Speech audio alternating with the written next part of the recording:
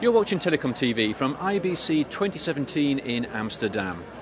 And I'm joined now by Saul Berman, who is Chief Strategist GBS at IBM, and also Daniel Toole, who is M&E Executive Partner and Industry Leader for Europe at IBM. Gentlemen, thank you for joining us on TelecomTV.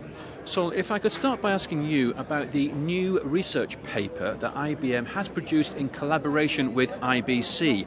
Why did you write it, and what were some of the key findings? So a lot of industries are being reinvented. Media is certainly a case in that. And we went out and interviewed 21,000 people around the world to try to understand some of the trends. And clearly we found, not surprising, there's a lot more video, but we did find also they're watching that video increasingly if they're a younger audience or in an emerging market, they're watching that video on non-traditional television sets. So what we want to understand is, what do you do in this new world? And we talked about three things. The use of artificial intelligence, or what we call cognitive, to try to understand better both your consumer and their context, as well as to try to understand your content itself at a much deeper level, so that you can match what's the right content for the right individual at the right time and place. Secondarily, we said in the paper, to do this, you're going to need a totally new, different type of infrastructure. You're going to have to work much more extensively with partners, and you have to have a hyper-scalable infrastructure that can enable you to do these things on a real-time basis. Third of all, you need to look at your business models, because the business models of the past will not sustain your economic success in the future. You're going to have different business models, and you're going to have different business models for different consumers, some who will pay you directly and some of whom you will have to monetize indirectly. So if you do those things, we think you can be the kind of media company that is really what your consumers want in the long term, and you can be successful and sustain your business. Daniel, what are some of the key trends that we are seeing emerging within the media and entertainment industries? Well, there are really three industries coming together here: technology, media and telecoms. If I take it in reverse order, telecoms, half the traffic is driven by video today globally.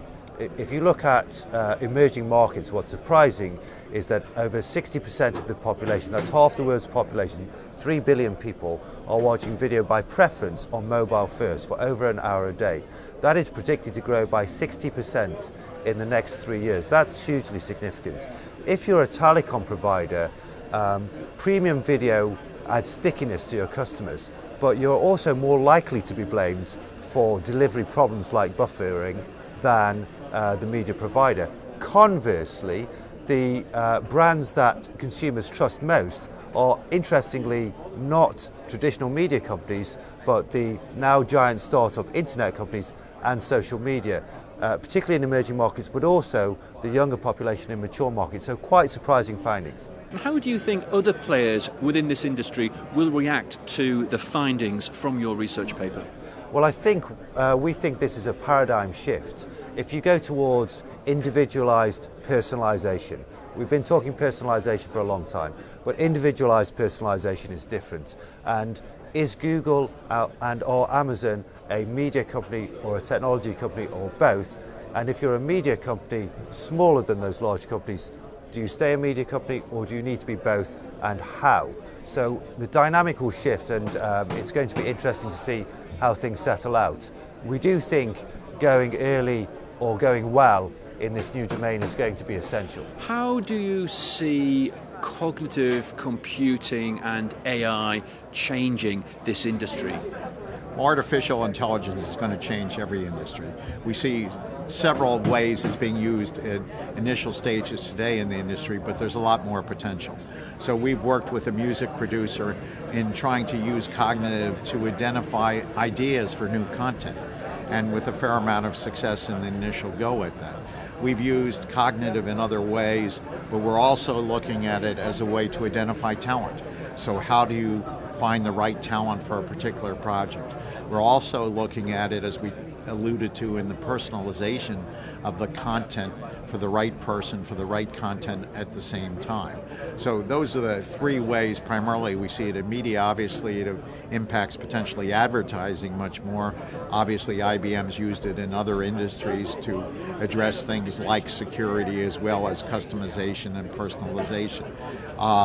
The big advantage of artificial intelligence and cognitive is it makes all of us as smart as, makes any one of us individually as smart as all of us. So it gives us the power of the collective wisdom and knowledge of the whole world and everybody in the industry, or at least the ones we have the data access to within our knowledge base for our company or our group of participation in the industry. And Daniel, how do you see cognitive and AI changing this industry? Sure, I mean, just to bring it back to our paper, which we go into quite some depth, and this is the third in a series. We started this conversation 3 years ago around personalization, last year on digital reinvention, and this year really is about how you become a media company living in the moment, if I can put it that way. So cognitive does three things for you. It allows you to understand your audience in depth, in real time, what they're saying about shows, characters, storylines, to really understand trends and predict futures. Secondly, it allows you to understand content in depth.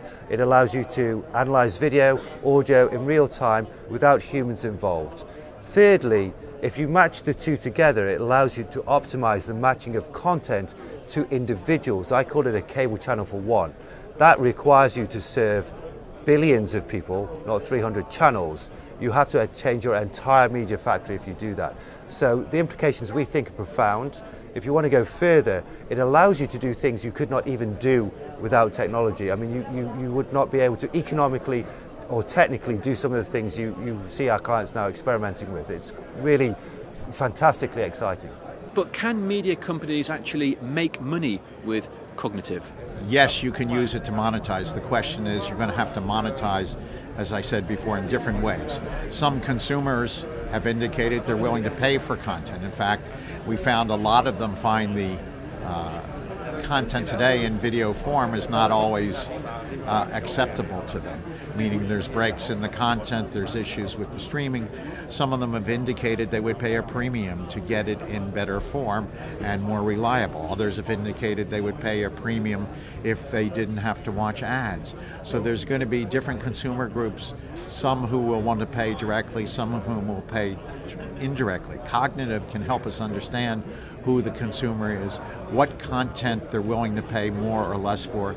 We can even dynamic price that content. And obviously we can use advertising in a dynamic fashion to sell certain, if you will, spots at a premium where we have the right user. So as we get the right user for a segment and we have advertising goes along with that, we can put the ad in the right place at the right time and get the maximum value for it. So every aspect of what we do in terms of pricing becomes more variable, more dynamic, and intelligence only helps us do that better and be able to optimize the money we get for our content. And Daniel, what are some of the key questions that industry players should be asking themselves here in 2017? I mean, I think the fundamental one is, as things are changing, how fast are they changing? That's the most important question. Is it 1, 2 or 5 years? 2 years ago, we weren't here. Right now, it's all changed. 2 years from now, it's going to be different again. And just let me give it a little colour around that. If you use cognitive to optimize content, you could change the business model. You can change your profit pools. Further than that, it could restructure hegemonies. I mean, it changes the dynamic on the bundle.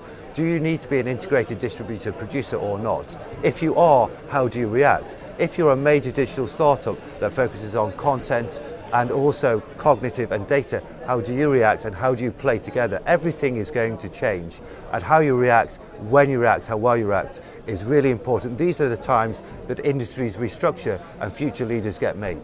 It's all about the consumer, it's all about the experience you provide for them. Consumers today, as we've written in another paper, are suffering from digital disappointment, and media companies have the opportunity to excite them. I think as we talk about it, industry players in this industry and every industry need to think about reinventing their business. So they need to be asking, is my strategy broad and disruptive enough so that I win rather than having somebody else disrupt for me? Secondly, they need to be asking, am I moving fast enough? And third, they need to be asking, how do I change my people and my team and my capabilities to enable that success? Daniel and Saul, thank you both very much.